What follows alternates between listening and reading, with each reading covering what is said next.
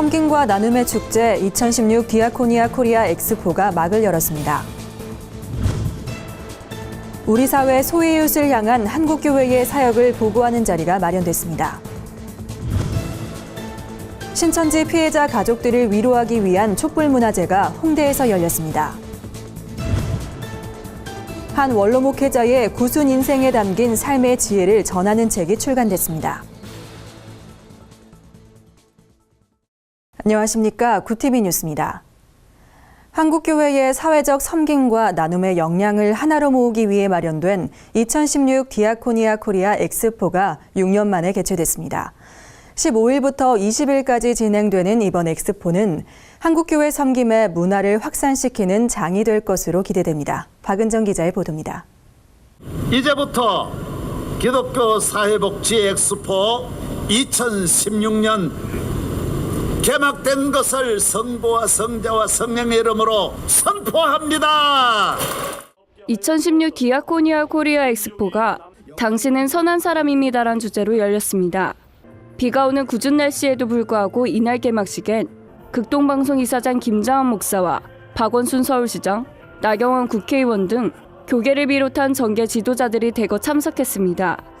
디아코니아 코리아 엑스포 조직위원장인 사랑의 교회 오정현 목사는 엑스포가 하나님의 영광을 높이는 장이 되길 기대했습니다. 주님은 예수님의 대계명의 실천을 요구하셨습니다.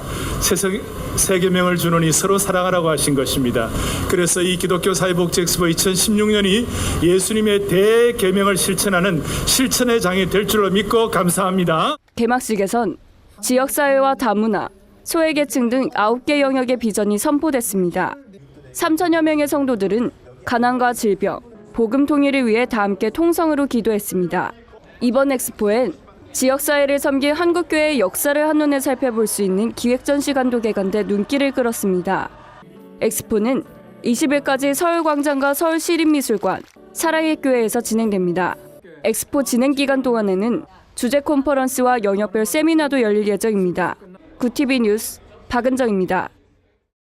한국복음주의협의회가 10월 조찬기도회 및 발표회를 개최했습니다. 지극히 작은 자 하나에게 한 것이 곧 내게 한 것이니란 말씀을 주제로 열린 이번 발표회는 한국교회의 다양한 현장에서 소외 이웃들을 섬기는 사역자들이 발제자로 참여했습니다. 노숙인 사역을 하는 광야교회 임명희 목사와 북한 내 결핵 환자들을 대상으로 의료사역을 펼치고 있는 유진벨 재단 회장 스티브 린튼 박사, 이주민 선교사역에 나선 안미선교회 대표 김영애 선교사 등이 그간의 사역을 보고했습니다.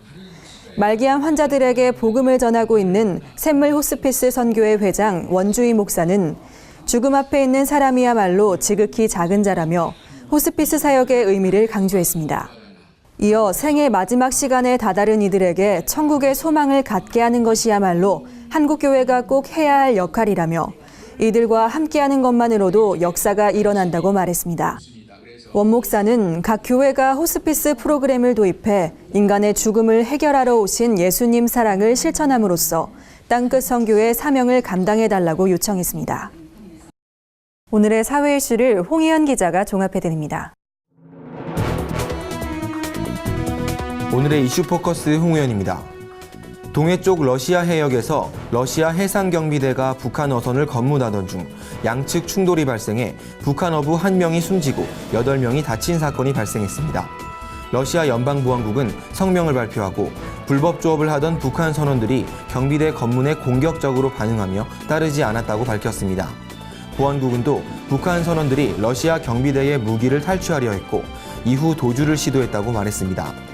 러시아는 블라디보스토크 북한 총영사관에 이번 사건의 내용을 통보했지만 북한은 아직까지 별다른 반응을 보이지 않고 있습니다. 다음 주 서해상에서 진행하기로 했던 한중어업지도선 교차 승선 활동이 중국 측의 요청으로 잠정 중단됐습니다. 교차 승선은 양국 공무원들이 서해상 불법 조업을 공동으로 순시하는 활동을 말합니다.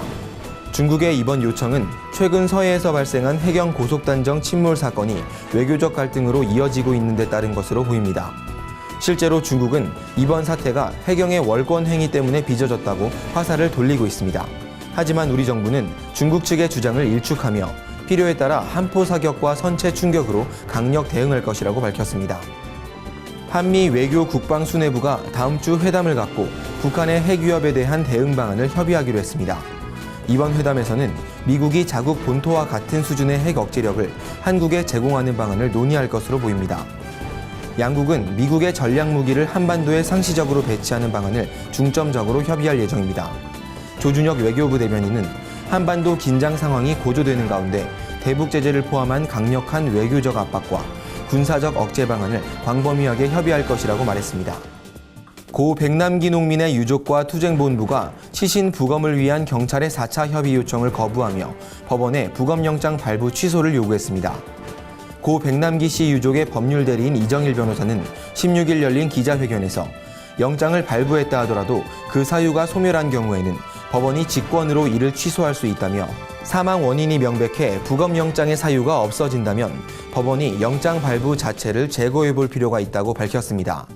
이어 고 백남기 농민의 장녀 도라지 씨는 공권력이 일부 사람들에 의해 선택적으로 사용되고 있다며 검찰의 공정성을 기대할 수 없는 만큼 특검 도입이 시급하다고 주장했습니다. 일반은행보다 비교적 금리가 높은 저축은행에서 자영업자 대출과 신용대출이 급증하고 있어 주의가 필요하다는 지적이 나왔습니다. 한국금융연구원 보고서에 따르면 지난 6월 저축은행의 전체 대출에서 신용대출 비중이 30%를 차지한 것으로 나타났습니다. 이는 불과 1년 전보다 31.5% 증가한 수치입니다. 연구원은 신용등급이 낮아 저축은행을 찾을 수밖에 없는 이들을 보호하는 체계가 필요하다며 증가세가 두드러진 대출 상품을 중심으로 불건전 영업행위 등에 대한 모니터링을 강화해야 한다고 말했습니다. 구티비 뉴스 홍우연입니다. 신천지의 자녀들을 빼앗긴 피해자 가족들을 위로하는 촛불 문화제가 홍대 입구역에서 열렸습니다. 문화제에 참가한 성도들은 촛불을 밝히며 피해자들의 아픔에 동참할 것을 다짐했습니다. 김준수 기자의 보도입니다. 젊은이들로 가득한 홍대 거리에 촛불들이 하나둘 켜지고 있습니다. 신천지에게 자녀들을 빼앗긴 부모들을 위로하는 문화제에 참여하기 위해 전국의 성도들이 모인 겁니다.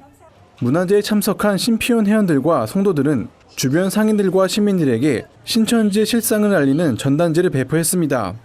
신피원 공동대표 이병렬 장로는 딸이 신천지에 빠졌을 때 주변에서 기도해 주시는 분들 덕분에 큰 힘이 됐다며 지속적인 관심을 당부했습니다. 이곳에 참여한 여러분들이 이제 전도자가 돼서 신천지를 알리고 여러분들의 가정과 주위를 돌아보면서 가족들을